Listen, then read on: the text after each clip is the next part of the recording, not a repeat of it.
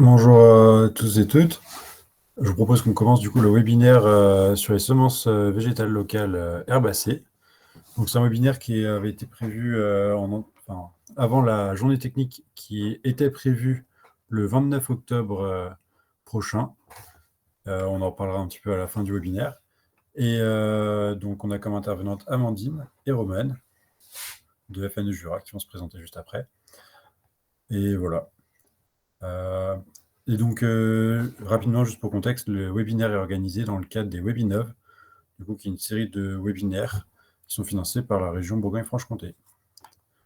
Amandine, je te laisse commencer. Eh ben, c'est Romane qui va vous faire la partie introductive et puis après je passerai au début de la présentation. Vas-y Romane, Ouais, je me bonjour à présenterai après du tous. coup. Du coup, pour nous présenter rapidement, on travaille tous les deux à France Nature Environnement Jura, qui s'appelait anciennement Jura Nature Environnement. Et donc, on fait partie d'une association de protection de l'environnement qui travaille depuis un moment avec les agriculteurs sur différentes thématiques, notamment la plantation de haies, la gestion et la valorisation des haies. Là, notamment, je suis un des agriculteurs d'un GI2E qu'on accompagne pour la coupe de haies. Sur de la formation, sur du pâturage, de communaux, en mettant en lien avec les communes notamment. Donc voilà, on accompagne les agriculteurs dans la mise en place de systèmes agroécologiques pour notamment faire face au changement climatique à venir et avoir des systèmes plus résilients. Et c'est dans ce contexte-là que FNE Jura travaille depuis maintenant presque 8 ans sur la marque végétale locale, qui, Amandine la présentera là dans une première partie, mais qui est une des manières d'être résilient dans nos systèmes de production. Donc, il y a la filière ligneuse et la filière herbacée. Aujourd'hui, on va vous parler surtout de la filière herbacée, donc comment réensemencer des prairies. Et donc voilà, ça fait 4 ans qu'on travaille sur ça avec d'autres partenaires. Et donc là, l'objectif du webinaire d'aujourd'hui, c'est de balayer un peu qu'est-ce que c'est vraiment que cette marque végétale locale. Donc ça, c'est la première partie qu'Amandine vous fera. Et puis dans un second temps, on verra de manière un peu plus concrète comment est-ce qu'on peut appliquer les semences locales pour nos propres prairies. Sachant que du coup, Eric l'a dit, il y a une journée technique qui était prévue le 29 octobre, mais qui va être déplacée dans ce contexte de dermatose. Et donc, on vous tiendra informé de cette journée, mais ça sera aussi l'occasion de pousser l'aspect technique à ce moment-là avec des collecteurs et des brosseurs qui seront présents à cette journée-là. Donc voilà pour le lancement de ce webinaire. Amandine, je te laisse la main. Ça marche. Du coup, juste peut-être avant de commencer, il y avait les règles du webinaire. Donc, pour rappel, si vous n'intervenez pas, coupez votre micro. Si vous voulez poser une question, vous pouvez lever la main ou il y a un chat aussi, je pense. Vous pouvez écrire dans le chat. Et si vous n'arrivez pas trop à capter, vous pouvez aussi couper la caméra pour avoir plus de bandes passantes. On va, peut-être je vais faire la présentation de la marque végétale locale et puis avant la présentation de Romane, on pourra déjà prendre quelques questions et puis à la fin de nos deux présentations, on refera un temps d'échange et de questions sans problème. Donc pour démarrer, donc comme l'a dit Romane, je vais vous présenter moi un peu plus en détail ce qu'est la marque végétale locale. Donc je suis Amandine, je travaille à FNE Jura sur l'animation des filières végétales locales. Et quand on parle de végétal local, donc on parle d'une marque que je vais vous présenter. Et cette marque, elle a été créée dans un contexte bien particulier. Donc je vais pas passer trop de temps sur les premières diapos pour pas plomber l'ambiance en ce début d'après-midi, mais on a un contexte assez alarmant qu'on connaît tous, d'effondrement de la biodiversité. Alors pour avoir quelques chiffres, par exemple, on a 68% des vertébrés sauvages qui ont disparu dans les 50 dernières années. Un autre exemple en France, 30% des oiseaux qui ont disparu. Donc c'est cet effondrement de la biodiversité, il est dû à il est à cause de différentes causes qu'on connaît tous, la dégradation et la destruction des habitats naturels, aussi la surexploitation de nos ressources, des diverses pollutions engendrées en grande partie par l'homme, et bien sûr des invasions aussi biologiques, notamment avec des espèces exotiques envahissantes. Donc face à ce contexte et à ce constat-là, l'ONU a déclaré la décennie 2020-2030 comme la décennie de restauration des écosystèmes, parce qu'on sait que dans un écosystème, toutes les espèces sont interconnectées, interdépendantes, et donc la disparition de certaines espèces entraîne la disparition d'autres espèces, et cette disparition d'espèces entraîne des écosystèmes qui ne sont plus fonctionnels. On parle de services rendus par la nature, donc qui ne peuvent plus être rendus vu que les écosystèmes ne sont pas fonctionnels. Et donc, il y a vraiment un enjeu à les restaurer. Et cet enjeu, il est certes important, mais il faut le faire avec les bons outils. On ne peut pas restaurer les écosystèmes n'importe comment. Quand on parle de faune, par exemple, il est impensable de se dire j'ai besoin de restaurer par exemple une population de vautours sur l'Écosse, je vais réintroduire des poules qui génétiquement sont très proches du vautour, mais on sait très bien que avec des poules on n'aura jamais les populations de vautours en place, et du coup on va pas restaurer l'écosystème tel qu'il était. Donc ça, c'est pour la faune, on y pense directement, mais pour la flore par contre c'est un peu moins intuitif, et c'est vrai qu'on a eu tendance à restaurer du coup des communautés végétales avec des végétaux qui étaient horticoles ou sélectionnés, et pas forcément avec des espèces sauvages et indigènes. Et du coup, on perdait ce côté fonctionnel d'écosystème. Donc, le constat est que les espèces sauvages et locales donc vont permettre d'avoir des écosystèmes plus résilients et plus fonctionnels, mais c'est pas le seul constat. On a aussi constaté que les espèces végétales, sauvages et locales étaient vraiment en adéquation avec les cycles de vie de nos insectes pollinisateurs locaux. Il y a un exemple qui est assez frappant. Souvent, on a fait venir beaucoup d'aquilés millefeuilles d'ailleurs dans le monde, beaucoup de Nouvelle-Zélande. Et le cycle de vie de l'aquilée millefeuille de Nouvelle-Zélande n'est pas calé sur le cycle de vie de nos insectes locaux. Et du coup, au moment où les insectes vont avoir besoin de nourriture, la plante ne sera pas en mesure de la fournir. Donc vraiment, il y a cette idée de synchronisation et d'adéquation des cycles de vie qui est importante. Un autre critère qui fait pencher la balance vers les végétaux sauvages et locaux, c'est toujours dans cette idée d'interaction entre les insectes et puis la flore. En fait, il y a des végétaux qui ont été sélectionnés pour diverses raisons par nous les hommes, notamment pour des critères esthétiques. Donc par exemple, à gauche, vous pouvez voir le bleuet. On a tout à gauche donc un bleuet qui est horticole, qui a été sélectionné, et juste à côté un bleuet sauvage. Donc on voit que le bleuet horticole est beaucoup plus fourni en fleurs que le bleuet sauvage. Et sauf que les insectes, ils vont pas réussir à atteindre le nectar. Les pièces nectarifères sont trop cachées sur le bleuet horticole, et du coup les insectes vont pas réussir à aller se nourrir. Donc ça fait une sorte de leurre écologique. Et il y a aussi des interactions un peu plus problématiques, comme certaines fleurs qui peuvent être des pièges mortels pour les insectes. Donc là, on a l'exemple de l'onagre rose qui n'est pas indigène chez nous, et les morosphinx vont aller lorsqu'ils vont aller butiner la fleur, ils vont se retrouver coincés dans le tube nectarifère, parce que du coup leur trompe n'est pas adaptée à la taille, et du coup ça va devenir un piège mortel. Alors que comme il y a eu une coévolution entre les espèces locales et les pollinisateurs, on sait que les espèces locales sont adaptées. Et l'autre point qui est important pour les espèces sauvages et locales, c'est que du coup, quand on parle de fonctionnalité d'écosystèmes, on parle d'écosystèmes diversifiés, on parle de biodiversité. Cette biodiversité, elle est valable en termes de diversité de milieux de vie, donc différents types de milieux, agricoles, forestiers, des trames vertes qui vont relier les différents espaces. On parle aussi de diversité entre les espèces, donc de diversité interspécifique. Donc on voyait au début le déclin justement de cette diversité spécifique dans le monde. Mais ce qui est important aussi pour la fonctionnalité des écosystèmes, c'est la diversité intraspécifique.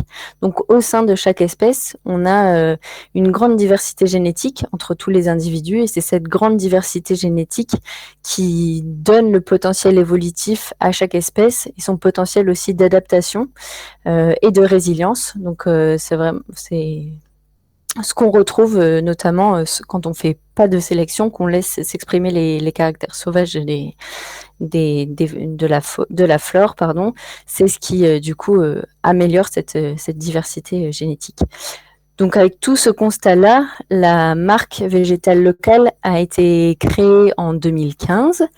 Donc c'est une marque qui garantit justement l'origine sauvage et locale des végétaux. C'est vraiment un outil de traçabilité.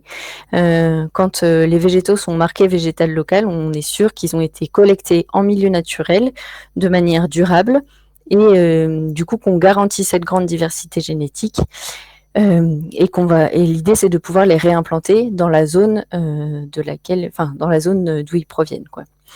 Donc Végétal Local a été créé par l'Office français pour la biodiversité et propriété de l'Office français pour la biodiversité et a été créé par 3 réseaux, les conservatoires botaniques nationaux, l'association Réseau et France, anciennement AFAC Agroforesterie, et Plantes et Cité, qui est une association qui travaille plutôt sur la nature en ville.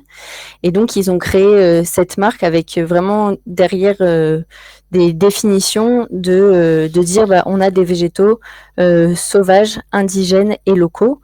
Donc, par sauvage, on entend des végétaux qui n'ont pas été sélectionnés par l'homme, qui ont eu une évolution spontanée dans le temps. Il n'y a eu aucune sélection pour telle ou telle raison. Par exemple, pas de sélection pour le critère visuel ou pour le critère de production. Et pareil, sauvages, ils sont aussi prélevés sans sélection. Et le côté indigène, quand on dit indigène, on entend que c'est des espèces sauvages qui sont naturellement présentes sur un territoire. Ce territoire, c'est leur aire de répartition. Et du coup, ils se dispersent de manière spontanée. L'homme n'intervient pas pour aider à déplacer l'espèce. Et quand on parle de local, par rapport à végétal local, on parle par rapport à des régions d'origine. Donc, comme vous voyez sur la carte ci-contre, on a du coup 11 régions d'origine en France métropolitaine, 12 en territoire d'outre-mer, et donc chaque région a été définie par une compilation de données cartographiques. On a compilé donc les données climatiques, hydrologiques, les données de répartition de végétation, d'altitude, de géologie, pour arriver à cette carte-là. Et donc nous, ici, en Bourgogne-Franche-Comté et puis dans le Jura, on est dans la zone Rhône-Saône-Jura. Donc vous voyez, c'est un territoire assez étendu qui va du sud des Vosges au nord de Valence, qui prend tout le massif du Jura, un bout de la plaine du Rhône et de la plaine de la Saône. Donc là, on a vu les 3 définitions en gros qui sont derrière végétal local. Donc c'est cette idée de sauvage, indigène et local. Et pour du coup les végétaux qui sont labellisés végétal local, ils sont les conservateurs botaniques étudient leur aire de répartition naturelle. Et donc, comme on peut voir ici, par exemple, la lèche fausse brise, elle peut être végétale locale dans le bassin Rhône-Saône-Jura, mais par exemple, dans le bassin armoricain, elle sera pas végétale locale car elle n'est pas naturellement présente dans cette région-là. Donc à chaque fois, pour que des végétaux soient labellisés végétal local, on parle de couple espèce-région. On étudie vraiment la répartition fine sur le territoire français. Pour la marque, il y a 3 piliers fondamentaux que j'ai un peu évoqués. Il y a le critère de traçabilité qui est très important parce que l'idée, c'est d'être sûr que justement le végétal qui a été collecté va être commercialisé et réintroduit dans son aire de répartition, dans sa zone biogéographique. Il y a le côté de collecte durable aussi, parce que l'idée, c'est pas d'aller collecter des végétaux et de piller la ressource. Il y a vraiment l'idée de trouver l'équilibre, de garder l'équilibre des populations et des sites sur lesquels ils sont prélevés. Et enfin, la notion de sauvage, donc, comme on l'a vu, elle est liée à la notion de diversité génétique. Et donc, dans les critères de collecte, il faut collecter sur un nombre le plus important d'individus possible pour justement garder ce critère de diversité et favoriser du coup un patrimoine génétique diversifié qui va pouvoir répondre aux différents changements globaux qu'on a cités tout à l'heure. Comme l'a évoqué rapidement Romane, végétal local, c'est 2 filières. Il y a une filière ligneuse et une filière herbacée.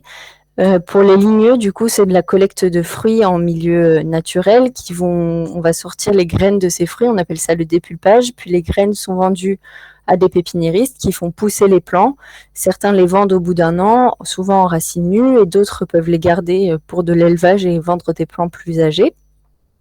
Et du coup, côté ligneux, dans le monde agricole, la principale utilisation, c'est pour replanter des haies sur les exploitations. Donc, à FNE Jura, on accompagne aussi des agriculteurs sur ce volet-là. Et côté filière herbacée, donc il y a 2 types de production majeure. Il y a la production en espèces pures, qu'on appelle en espèces pures. Donc ça veut dire on va collecter par exemple que de la graine de marguerite dans un champ. On va prendre que les marguerites, ou alors on a de l'espèce, la filière plutôt espèce en mélange. Donc Romane reviendra un peu dessus tout à l'heure. Sur le brossage des prairies, mais du coup l'idée c'est d'aller dans une prairie collecter l'ensemble des graines de la prairie pour avoir déjà un mélange prairial tout prêt. Et en herbacée, on peut aussi faire pousser des plantes en godet, mais du coup ça vous concerne un petit peu moins aujourd'hui.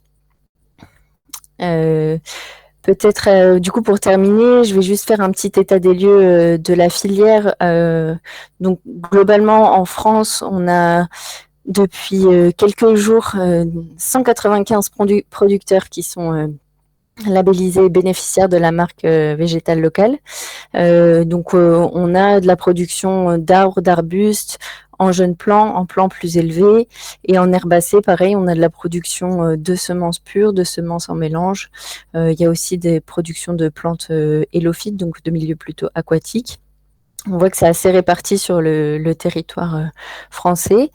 Et nous, plus spécifiquement dans la zone Rhône-Saône-Jura, on a du coup, pareil, à peu près tout type de végétaux peut être trouvé en végétal local. Donc côté ligneux, on a pas mal de producteurs de jeunes plants pour faire des plants en racines nues, quelques éleveurs d'arbres qui vont proposer des sujets plus âgés. Et pour le volet herbacé qui nous concerne un petit peu plus aujourd'hui, du coup on a 3 producteurs principaux de semences en mélange qui sont des collecteurs de semences en mélange qui vont collecter à la brosseuse. Du coup il y a Patrick Touvenin dans le Jura, il y a Cédric Mercier dans l'Ain, et puis depuis quelques jours, du coup, il y a l'association Prairies, Semences, Biodiversité, Patrimoine en Haute-Saône, qui propose aussi du brossage de prairies.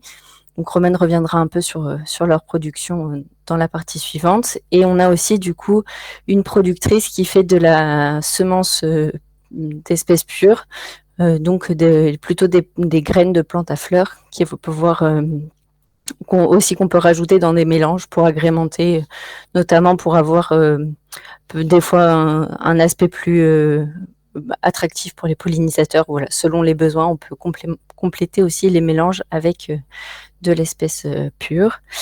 Et du coup, en Rhône-Saône-Jura, pour vous accompagner, on est une petite équipe, donc, parce que la région est assez grande. Donc, FNE Jura travaille en collaboration avec FNE Bourgogne-Franche-Comté et FNE 1 sur le volet plutôt accompagnement de la filière, accompagnement des acteurs, et avec le Conservatoire botanique national de Franche-Comté, qui lui est plutôt sur l'aspect scientifique, relevé botanique, etc., des prairies notamment. Et dans le Jura, du coup, c'est Romane et moi qui pouvons vous accompagner. Donc, vous aurez aussi vous pouvez retrouver nos contacts après si vous avez des projets un peu plus précis sur lesquels vous voulez être accompagné.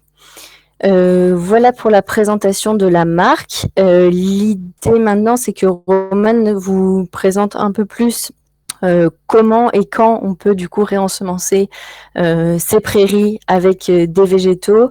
Donc on voit un peu plus large, on parle de végétaux sauvages et locaux, pas seulement de la marque végétale locale dans cette deuxième partie. Mais c'était pour vous montrer que si vous voulez acheter de la semence labellisée végétale locale, c'est possible, mais il est aussi possible d'utiliser des végétaux qui ne sont pas marqués, mais qui sont quand même sauvages et locaux et qui peuvent répondre du coup aux fonctionnalités et aux besoins écologiques. Peut-être s'il y a des questions avant de passer à la présentation de Romane. Du coup, oui, quand et comment réensemencer des prairies avec des végétaux sauvages et locaux? Donc déjà, on va essayer de répondre à la question quand. Déjà, il faut se dire que le moment où on sème, ça arrive vraiment au dernier moment. Le semis, c'est la dernière solution. Quand on va constater des zones de sol nu sur nos prairies, au-delà de 25% de zones de sol nu, là, on peut se dire qu'on retourne et qu'on sème, mais en dessous, on peut envisager un sursemis. Mais avant tout ça, il faut déjà regarder pourquoi on a des zones de sol nu et quelles sont nos pratiques sur les prairies. Donc là, je vous renvoie sur le travail que fait le réseau Pâturage Juste, qui a vraiment bossé la question. Mais pour brosser on va dire les différentes pratiques qui nous font arriver souvent à des zones de sol nus, ça va être en général qu'on voit des végétaux qui sont nanifiés sur nos parcelles ou voilà, des zones de sol nus, c'est que en général nos plantes des prairies, elles sont en arrêt de croissance selon la température. On peut regarder là sur l'image, on a une graminée et ce qu'on voit, la partie blanche, c'est le tallage, le tall. Et en fait, c'est la batterie de notre plante, c'est là où il y a tous les sucres et c'est ça qui permet la croissance de la plante. Et ce tall, il va puiser soit dans les racines, dans les réserves, soit en faisant de la photosynthèse avec les feuilles.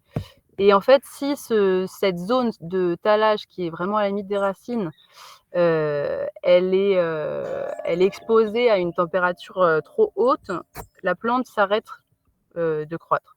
Et pour donner un exemple, un raiegras anglais à 27 degrés à cette zone-là, il s'arrête de pousser. Une fétuque élevée, ça va être plutôt autour de 35 degrés. Donc il y a des plantes qui résistent plus ou moins à la chaleur. Et donc dans un contexte de changement climatique et de sécheresse, ça vaut le coup de se poser la question de qu'est-ce qu'on sème quand on a des zones de sol nu. Et aussi du coup de bien faire un diagnostic pour regarder les pratiques qu'on a. Parce que voilà, si on regarde le schéma là, où on voit une température de 35 degrés dans l'air, on voit que selon la hauteur de la coupe qu'on a fait ou du pâturage qui pâture plus ou moins ras, notre sol va être à des températures très différentes. Et donc si on veut préserver cette zone de taillage qui permet toujours la croissance de la plante, c'est important d'avoir des pratiques qui sont aussi en cohérence avec ce qu'on décide de semer si on sème des végétaux sauvages et locaux. Donc voilà, faire bien un diagnostic à chaque fois avant d'envisager un semis, et donc pour vraiment pouvoir anticiper sur les pratiques à faire. Et après, dans quel cas aussi on peut ressemer, c'est si on veut changer un système avec plus de prairies permanentes qui vont elles aussi avoir un rôle à jouer dans le contexte de changement climatique. Ça va être intéressant d'avoir toute une diversité de prairies de typologies différentes et notamment des prairies permanentes qui vont avoir des capacités plus résistantes à la sécheresse en général. Donc voilà, ça peut être de passer d'une prairie temporaire à une prairie permanente, et dans ce cas-là, ça vaut le coup aussi de se dire que ok, on va ressemer des végétaux sauvages et locaux qui, comme Amandine l'a dit, seront peut-être plus durables dans le temps.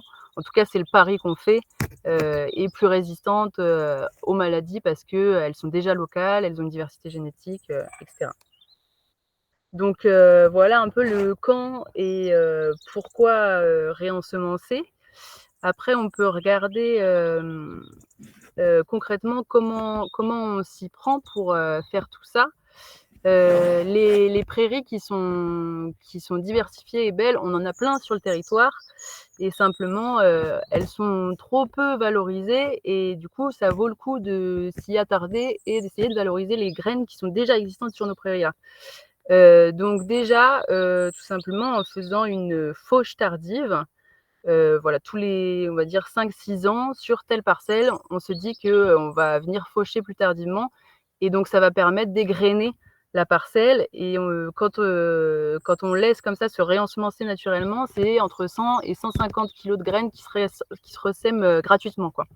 Donc ça peut être de se dire, on fait une rotation sur nos prairies de fauche et celle-ci, cette année-là, je la fauche plus tardivement. Et parfois, c'est aussi les aléas météo qui font qu'on n'a pas le choix, on ne peut pas y aller de toute façon avant juillet. Et de fait, ça permet aussi de renouveler un peu notre banque de graines. Donc ça, c'est une des manières déjà de valoriser ses propres graines. Mais là, dans ce cas-là, nos graines, elles restent sur notre propre parcelle. On ne va pas pouvoir réensemencer une parcelle qui est dégradée. Donc une des options qui marche plutôt bien selon les retours qu'on a eus, c'est l'épandage de foin vert. Donc on vient faucher une parcelle qu'on a identifiée comme intéressante au niveau des fleurs, une belle diversité de fleurs et aussi productive. Donc on vient la faucher et dans la foulée, on vient l'épandre sur notre prairie qui est donc dégradée, qu'on veut réensemencer. Et en fait, ça a l'avantage que les graines, elles vont rester accrochées à l'épi. Il faut faucher avant que les graines soient complètement matures, parce qu'elles vont continuer de maturer sur l'épi et tomber d'elles-mêmes dans le sol et protégées donc par cette couche de foin. Et plutôt, il y a des bons résultats avec cette technique. Et donc, ça reste aussi voilà, une technique moins coûteuse que le semis direct. Et ça marche un peu mieux des retours qu'on a eus par rapport à l'épandage de balles de foin sec ou alors le foin qu'on peut avoir dans les fonds de grange qui sont certes pleins de graines, mais entre tous les transferts qu'il y a eu, les graines qui sont assez vieilles, il faut se dire qu'à partir de 3 ans, 3-4 ans, une graine qui a mal été conservée, c'est pas dit qu'elle reparte une fois qu'elle a été semée. Mais voilà, c'est toujours, ça reste aussi une option et une manière de valoriser un vieux foin qu'on peut aussi aller épandre dans une vieille prairie. Et une autre façon de valoriser ses propres graines, ça va être de mettre à disposition une prairie qu'on a identifiée comme intéressante à un collecteur qui va venir la brosser. On va y revenir là sur cette fameuse brosseuse. Mais ça peut être aussi voilà, de se dire qu'on vend les graines de nos belles prairies, sachant que quand on brosse, on peut toujours faire les foins derrière. Et donc, ça peut être aussi une manière de diversifier les productions sur la ferme. Si tu peux changer la diapo, Amandine, s'il te plaît. Donc oui, pour pouvoir mettre à dispo une de ces prairies ou la récolter nous-mêmes dans l'idée de la réensemencer sur une parcelle dégradée, déjà, il faut réussir à bien identifier quelle parcelle va être cette prairie qu'on va récolter. On va l'appeler prairie source et ensuite identifier une prairie, donc on va l'appeler prairie receveuse, qui va avoir à peu près les mêmes typologies au niveau des caractéristiques du sol, des plantes, pour que les graines qu'on transfère puissent survivre dans ce nouveau milieu qu'on va les intégrer. Donc pour la prairie source, ça vaut le coup de l'avoir repérée au moins l'année d'avant en pleine floraison, regarder un peu combien de couleurs de fleurs différentes on voit sur la parcelle. Et l'année où on va venir la brosser, ça vaut le coup de venir au mois de mai, au mois de juin, parce que entre ces 2 mois, il peut y avoir parfois des cortèges de fleurs très différentes et on peut avoir des surprises. Des fois, ça n'a rien à voir entre mai et juin. Donc voilà, suivre assez régulièrement la prairie qu'on veut récolter, sachant que après, c'est bien d'identifier les espèces cibles qu'on a envie aussi de retransférer sur une autre parcelle. Et quand on identifie les espèces, on va aussi repérer les espèces adventices. Par exemple, s'il y a du rumex, bon bah là, on sait qu'on ne va pas venir brosser notre prairie à cet endroit-là. Et pareil, si on a des espèces invasives, on va éviter de la brosser pour aller ressemer ces espèces-là. Et après, dans les espèces cibles, faut se dire que une prairie qui est en bonne santé, bien diversifiée, on peut avoir entre 10 et 100 espèces de plantes différentes qui vont avoir toutes une phénologie différente et qui seront plus ou moins précoces dans la floraison et donc dans les piaisons. Et donc, on peut avoir entre 80 jours de différence dans la production de graines, voilà, entre les plus précoces et les plus tardives. Je peux vous donner quelques exemples de plantes précoces pour avoir une idée. En dessous de 800 degrés jour, on va avoir pas mal de plantains, pissenliettes, flouves aussi, flauvodrantes. Les plantes plutôt intermédiaires qui vont fleurir à 1000 degrés jour, ça va être plutôt les dactyles ou le cléneuse. C'est là où on va avoir les trèfles aussi, le trèfle rampant, le trèfle des champs. Mais c'est là aussi où on aura nos fameux rumex occidifugos qu'on ne veut pas forcément retrouver. Et on a des plantes beaucoup plus tardives qui vont fleurir entre 1000 et 1400 degrés jour. Là, on va avoir les fétuquelvées, les bromes, les pâturins, les achillées millefeuilles, les cnossis.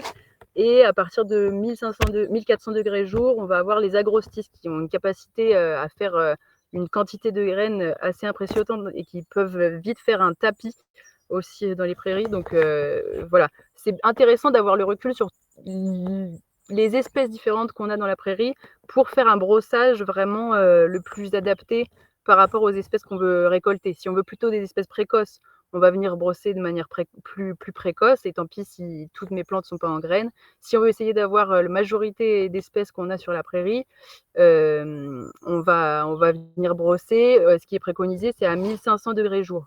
Il y a une erreur sur le diapo, on dit mi-juillet, fin juillet, mais en fait, c'est hyper relatif selon les saisons, les années, l'altitude. Donc, il faut plutôt se fier à 1500 degrés jour. A priori, la majorité des plantes, elles sont en graines, et là, c'est le moment idéal pour venir brosser. Et avant de venir brosser, les quelques jours avant, ça vaut le coup de venir presque tous les jours sur la parcelle pour toucher, passer les mains dans les plantes et voir s'il n'y a pas des graines qui commencent à se détacher. Et là, on sait que c'est le moment pour venir brosser. Et là, juste pour commenter un peu les images que je vous ai mis sur la diapo juste avant, du coup, Amandine, là, l'image d'en bas, c'est que des images de graines d'acéracées. À droite, c'est que des images de différentes espèces de trèfles.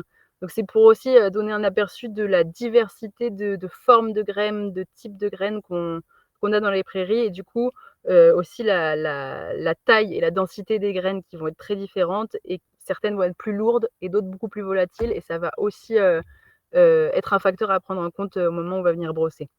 Donc voilà, comment on fait pour brosser. Donc très concrètement, on vous parle de cette brosseuse depuis le début. Donc là, voilà. Là, c'est une image de la brosseuse qui a été conçue par l'atelier paysan. Donc on a une brosse qui tourne autour d'un moyeu qui fait à peu près, la brosse, elle fait 40-50 cm de diamètre maximum. Cet outil s'attelle à l'avant du tracteur et on avance dans la prairie. La brosse tourne, elle va aspirer les graines qui vont venir se mettre dans le petit caisson en bas. Il y a normalement une ouverture pour que l'air circule et que ça ne fasse pas un tourbillon, pardon. Et donc voilà, grosso modo, comment fonctionne une brosseuse. Donc comme j'ai dit tout à l'heure, on peut refaire les foins derrière, ça ne le couche pas ou peu. On peut brosser selon comment est le terrain, entre 1,5 à 2 hectares à l'heure, et on va récolter entre 30 et 40 kg de graines par hectare. Donc il n'y a pas aussi à s'inquiéter sur cette histoire de renouvellement de notre banque de graines, puisqu'il faut se dire qu'on récolte finalement très peu de graines par rapport à tout ce qui est présent. Et en fait, la brosseuse, je vous ai dit, la brosse, là, elle fait 50 cm de diamètre, mais il faut se dire qu'on a une amplitude aussi entre nos plantes qui peut aller, qui fait 1,50 m en gros, nos plantes, entre les plantes les plus basses et les plantes les plus hautes. Et du coup, il faut choisir avec la brosseuse quelle plante on va récolter en priorité et mettre le moyeu le plus en face de l'axe des épis qu'on veut récolter. Donc, de fait, on loupe aussi une partie des graines. Mais ça peut être aussi de faire plusieurs passages sur la même parcelle avec la brosseuse. Voilà. Sinon, est-ce qu'on peut passer à la diapo d'après ? Donc sur le territoire Rhône-Saône-Jura, il y a plusieurs personnes qui ont cette brosseuse et qui se mettent à dispo pour aller brosser les prairies des agriculteurs. Et donc soit dans l'idée de leur racheter, soit dans l'idée que les agriculteurs ressèment directement derrière. Donc on a dans le secteur du Jura, notamment du Haut-Jura, l'entreprise Biocénosis avec Patrick Touvenin. L'image en bas à gauche, c'est lui avec sa brosseuse. Donc lui, il a investi dans une brosseuse et c'est déjà des choses qu'il fait.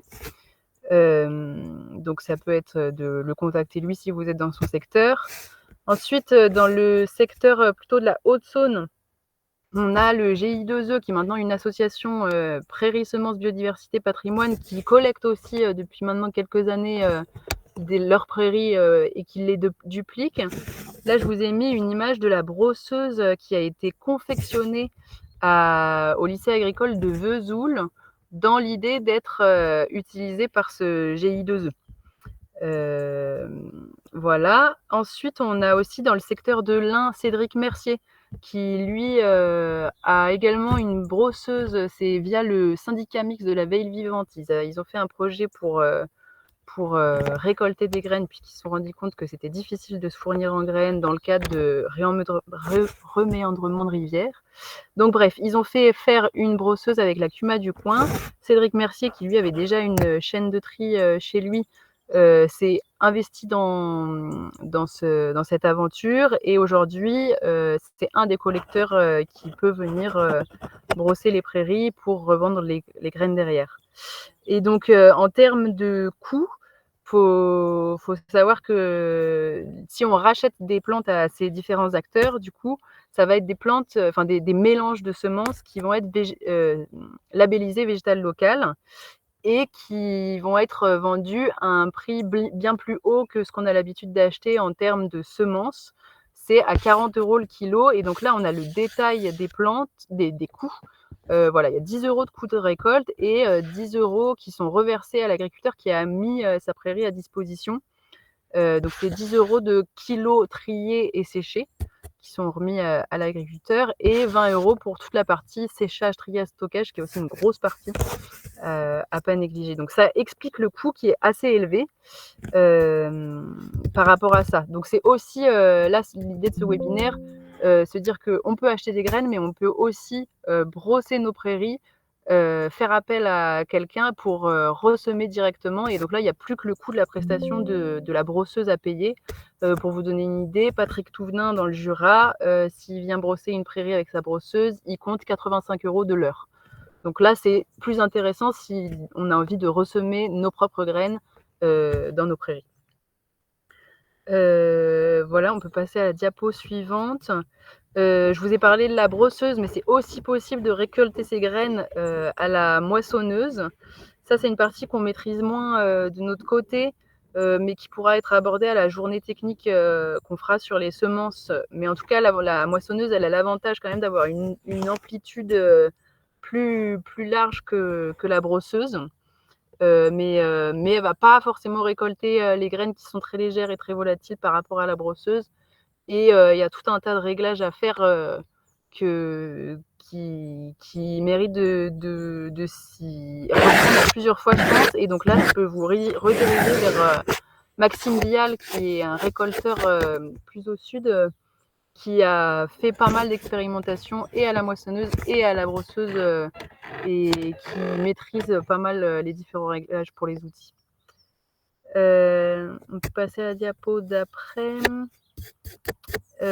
Donc concrètement, quand on a brossé, récolté, comment on peut réutiliser ces graines? Donc je l'ai dit en début de présentation, soit en sursemis sur des prairies qui sont dégradées, qui ont quelques zones de sol nu, mais pas tant non plus. Ça peut être aussi un sursemis là où on a eu des dégâts de campement, soit en semis direct, si on veut recréer carrément des prairies permanentes.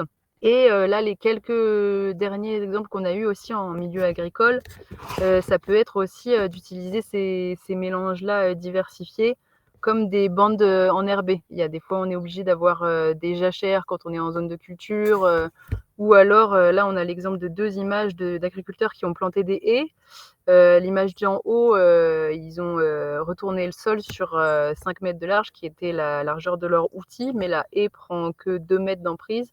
Donc ça fait qu'on a 3 mètres de sol qui ont été retournés, mis à nu. Les prairies alentours, pas si diversifiées. Et ben là, le choix qui a été fait, ça a été d'acheter un peu de mélange et de le semer à la volée. Et donc là, c'est le résultat. Ça a été semé en avril, là, et donc on a l'image de ce que ça donne cet été. Et pareil pour l'image d'en dessous. C'est un alignement d'arbres qui a été planté. Donc, tous les 5 mètres, il y a un arbre et le sol, il a été travaillé sur toute la longueur. Donc, entre les arbres, pareil, on a fait un semis à la volée de semences locales du coin. Donc, voilà pour les applications différentes. Et je crois que j'ai terminé sur ça. Il n'y a plus de diapo après. Et oui, voilà. Bon, et ben, si vous avez des questions, pareil, sur cette partie-là, on peut essayer de répondre. Bonjour. Il faut lever la main. Bonjour. Voilà.